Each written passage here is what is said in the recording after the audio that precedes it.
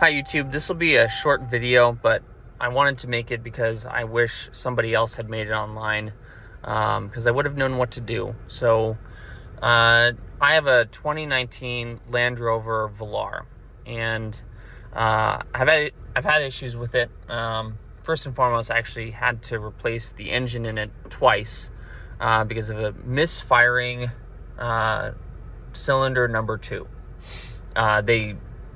I was having problems with it with one engine, and then they put a new one in, and then the new engine had the same exact issue, so they had to pull it out and then put another one in. With that being said, during the process of going through that really rough, cringy process, I was also having battery issues, and I would take the car in to my local mechanic, my trusted mechanic, I should say. And after getting my car back, and whether or not this was from getting an oil change or throughout that process of changing out the engine, my car battery would always be like almost dead.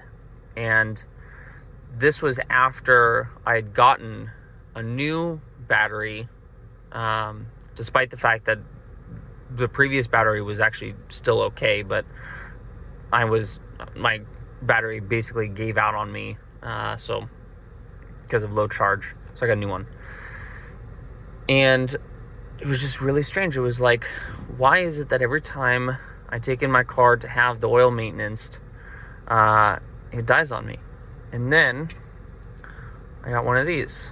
Not only one of these, but a different little Amazon, iPhone Bluetooth app code reader for myself to figure out, if I had any codes coming up. And lo and behold, I also noticed that after using these, my car battery was getting drained, even if I wasn't leaving it in the code reader. So, and then one more thing to add, every time I took my Land Rover in to a Land Rover dealer to their service department, I never had any issues. So what's the common factor here? I realized maybe there's something behind the car battery and these non-Land Rover / Jaguar specific code readers / scanning devices. Obviously the one that I have here, this is a Blue Driver, and then my mechanic's non-Jaguar Land Rover specific code reader. So sure enough, I look on forums only to find out that other people have, at least like 2, have said the fact that with these cars, if you don't have a Jaguar Land Rover specific code reader, the communication, the little conversation ender / like goodbye handshake that these code readers are supposed to do with the car, it doesn't happen. Jaguar Land Rover code readers do. So in other words, the idea is, and I read this on a forum,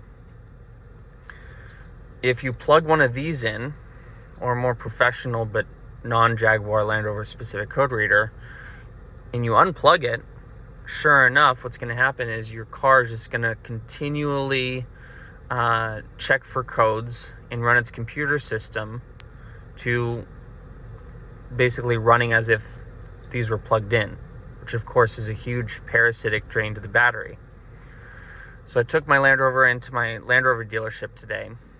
I explained to the guy exactly what I had read on the forums, and just basically said, all I'm asking you to do, if you would do it, is just plug in your Jaguar Land Rover specific code reader, maybe leave it on for a minute, check codes, and then properly disconnect, and maybe that will clear things up.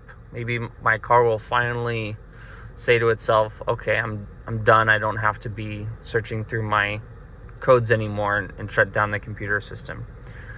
Sure enough, it worked.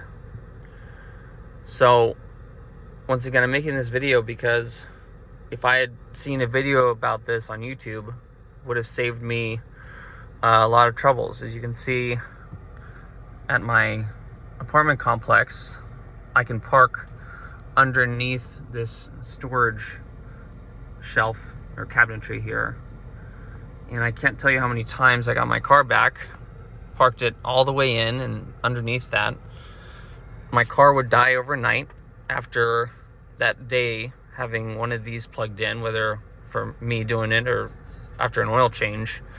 Wake up, car's dead, and have to get a tow truck out to tow my car literally 3 feet just to jump it because I couldn't open the hood. And obviously it's just been a huge pain in the butt. So in case you also have a Land Rover, particularly a Land Rover Velar, if any of this has ever happened to you, take a look into it. I don't actually know if this is what's going on. I can't say for certain, but I think it is.